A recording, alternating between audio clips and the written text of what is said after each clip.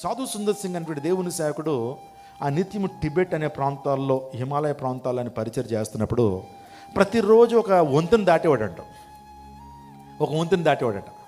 దాటుతున్నప్పుడు ఆ నీళ్లు ప్రవహించేవి కిందవి, ఆ నీళ్ళలో కూడా కొన్ని రాళ్ళు ఉండేయట, బండరాళ్ళు.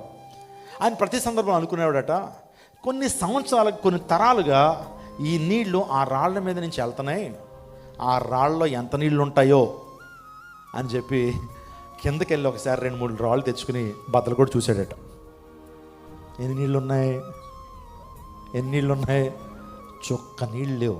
ఇది క్రైస్తవ్యం కూడా అంతే. నువ్వు మందిరానికి వస్తున్నావు, ఎంతో వాక్యం నీ మించి వెళ్ళిపోతుంది, వాక్య ప్రవాహం, కానీ ఆ వాక్యపు చొక్క నీ హృదయంలోకి వెళ్ళట్లా. ప్రయోజనం ఉంటుందా? నీ జీవితంలో వాక్యం హృదయంలోకి వెళ్ళాలి. నీ హృదయాలు ఏమవ్వాలి? కరగాలి. నీ జీవితంలో ఆ పరివర్తన రావాలి. ఇంకా దేవుని వాక్యాన్ని వింటూ కూడా కఠినం చేసుకుంటే నువ్వు ఎప్పుడు దీవెనలోకి వస్తావు? ఎప్పుడు ఆశీర్వదించబడతావు?